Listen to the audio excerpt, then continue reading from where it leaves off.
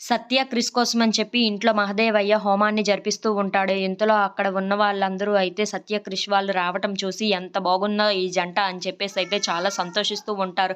ఇంతలో అక్కడ ఉన్న క్రిష్ అయితే సత్య మీద ఎలాంటి అనుమానం రాకూడదని చెప్పి తనని నిదానంగా కూర్చునిబెడుతూ ఉంటాడు. అది చూసిన వాళ్ళ బామ్మగారు అయితే ఏంటి వీళ్ళని చూస్తే నాకు ఏదో తేడా కొడుతుందే అని చెప్పేసి అయితే అనుకుంటూ ఉంటుంది. ఇంతలో అక్కడ ఉన్న సత్య, క్రిష్ వాళ్ళు అయితే పూజలో కూర్చొని పూజని అయితే చాలా ఘనంగా చేయిస్తూ ఉంటారు.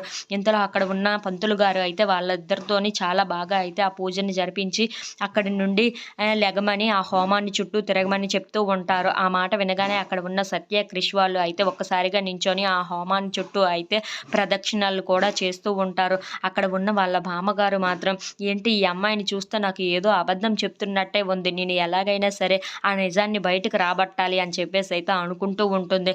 ఇంతలో అక్కడ ఉన్న సత్య, క్రిష్ వాళ్ళు అయితే హోమం చుట్టూ తిరిగి ఆ పూజను అయితే పూర్తి చేసుకుంటూ ఉంటారు.